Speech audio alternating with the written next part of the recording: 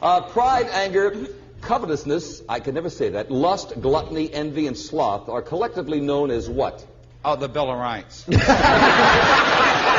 Something wicked this way comes, but it's not witches. No, it's actually the unseen, volatile temper and unfulfilled wishes of Paul Lynde, Uncle Arthur on Bewitched, and a Hollywood Squares staple. Paul won over viewers with his comedic gifts, but throughout much of his life, Lynde battled his own demons, and often his comrades too. The cameras didn't show the conflicted, embittered man who thought his passions and skills were being wasted. And although after a hard day's work, Americans everywhere got to forget about their troubles while giggling at the pure clownish behavior coming from that center square, behind the scenes, Paul was just as unsettled and lost as his eager viewers. I'm your host, Nostalgic Nick from Do You Remember? And today we're pulling back the curtain on the troubled life of one of America's favorite stars and squares, Paul Lynde. For all the joy he brought to his work, it's very surprising to hear about the conflict that surrounded him off screen. If you enjoyed this video, be sure to give it a like by hitting the thumbs up. And if you don't mind, please subscribe to our channel by clicking the subscribe button. But just as Paul Lynde always dreamed, let's turn all the attention to him. A big boy hiding a big secret. As Lynde was growing up, he suffered from continual weight problems. He stated that a salad in his household was either macaroni or Waldorf. And by the time he was due to graduate high school, Lynde weighed 250 pounds. It made him feel like there was a spotlight on him, but not in the way that he'd one day seek. And it was an insecurity that you could sense in his comedy throughout his career. Paul's weight was not the only characteristic that he felt he had to minimize and hide. Paul was gay, but due to working from 1954 to 1982, it was a time when it was neither socially acceptable nor legally recognized. In fact, up until 1973, homosexuality was officially labeled as a mental defect. And Paul was truly fooling no one, except for housewives everywhere who continued mailing in love letters by the thousands. I mean, Paul was similar to Liberace. It wasn't hard to get the true sense of who he was, if you wanted to see it. Paul. Love to me is something you what? Purchase.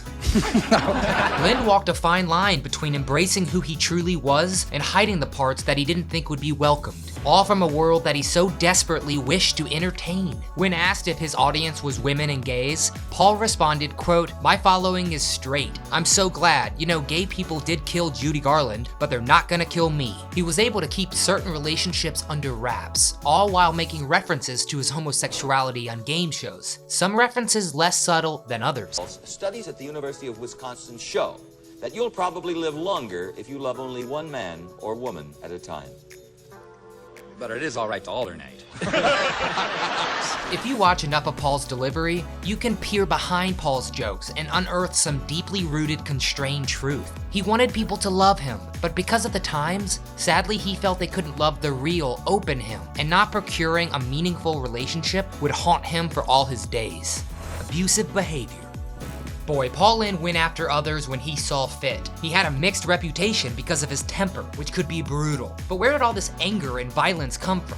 Well, on top of deep-rooted insecurities, Lynde also battled substance abuse. He was a notorious drinker who ruined relationships because of booze faster than he could make them. He also turned to pills, cocaine, pot, all to smother his depression under chemicals. And sometimes he would get attention for all the wrong reasons, as he was arrested for public intoxication. And this happened more times than anyone would care to think. Lynde was not as unfamiliar with the police as a Hollywood icon should be. And he wasn't the only one to experience the setbacks from his drinking. Those around him got a raw deal too. Hollywood Squares host Peter Marshall and actress Kay Ballard both stated that Lynde, when drunk, could be downright cruel. Allegedly, this manifested into Lynde extinguishing his cigarette on the back of a manager's hand at his favorite Hollywood restaurant. And his substance abuse turned out to be downright deadly. In 1965, Lynde played host to a young actor and friend, James Davidson, in his San Francisco hotel room. Well, late in the morning, the 24-year-old actor and assumed lover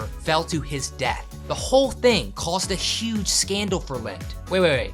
It didn't? Somehow, even with the event being witnessed by 2 police officers, the whole mess was kept out of the news, thus saving Lynde's career. He insisted that he and Davidson had just been fooling around, when the young actor wished to show off some skill or another, and one slip sent him falling to his death. My life has no meaning. I have loved and lost. Oh, my stars. In 1977, Lynde was involved in another incident, this time at his alma mater, Northwestern, when he was named Grand Marshal for homecoming. After the parade, he apparently made racist remarks and gestures to an African-American professor. Lynde later blamed his behavior on fatigue and inebriation. Sadly, as we've learned, booze often turned Paul extremely ugly. Big dreams, but no big screen. People fondly remember Paul Lynde for his comedic timing, razor-sharp wit, and enduring career. He brought iconic characters to life and was involved in a wide variety of projects, from TV shows to plays and even voice acting. I like high living.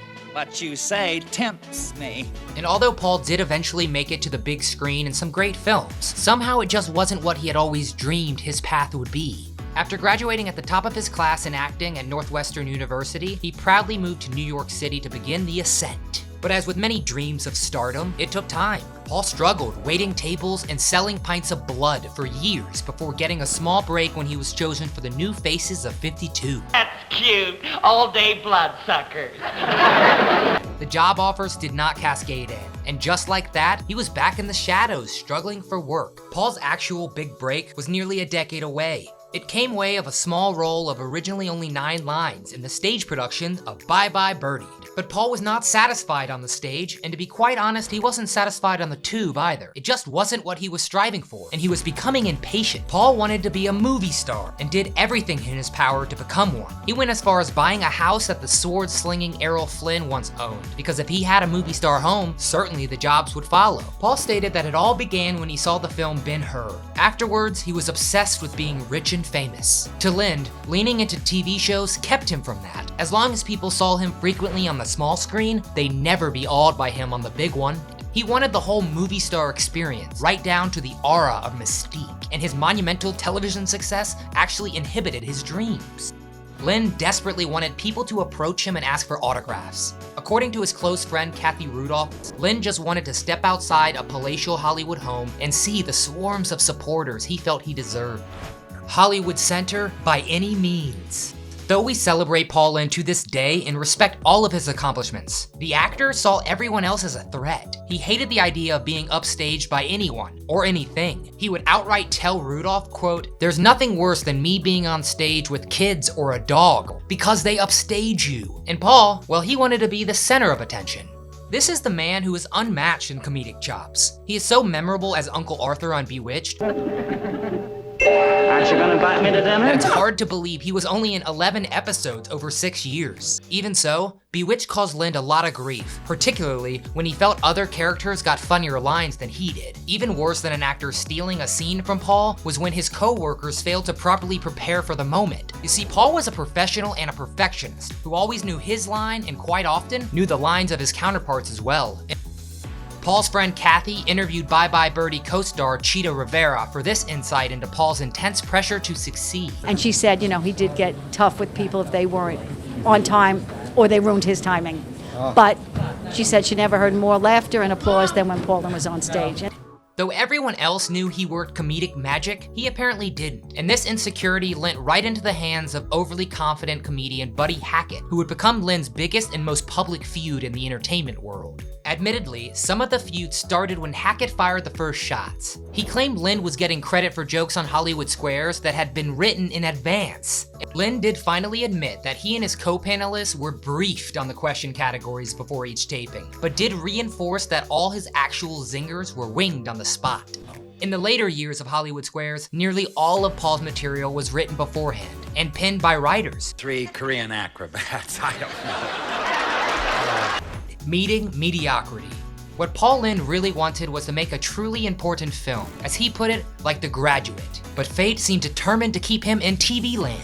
And he went along with it in his own private, begrudging way, and always delivered the most quotable zingers imaginable. Most people accept laughter during romantic encounter.